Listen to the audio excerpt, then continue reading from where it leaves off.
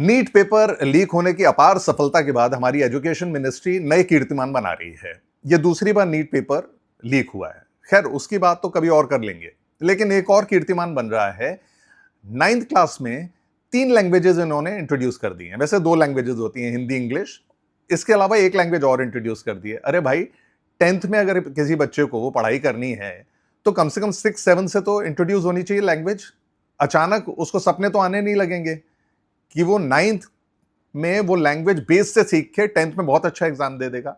दूसरी बात ये है, अप्रैल में निकल गया है, एनसीईआरटी की जो बुक्स हैं, करिकुलम बना ही नहीं था, बुक्स अभी तक मार्केट में ढंग से आई नहीं है, बच्चों को बुक्स ही नहीं अवेलेबल है।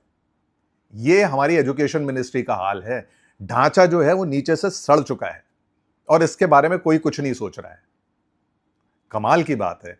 अरे, अकबर बीरबल ही पढ़ा रहे थे, कम से कम वही ढंग से पढ़ा लेते। अब तो वो भी नहीं बचा।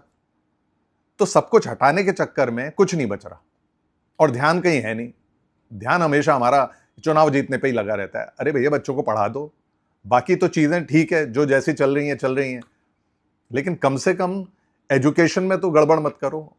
और एजुकेशन मिनिस्ट्री, जो हमारे एजुकेशन मिनिस्टर साहब हैं, उन्होंने इतने कीर्तिमान स्थापित कर दिए, उनको कोई हटाता ही नहीं है।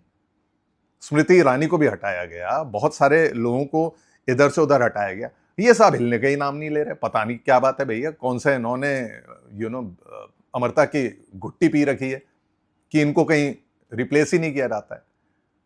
एजुकेशन मिनिस्टर साहब से हाथ जोड़ के निवेदन है, भैया एनसीईआरटी की बुक्स दे दो, बच्चों को पढ़ेंगे कैसे?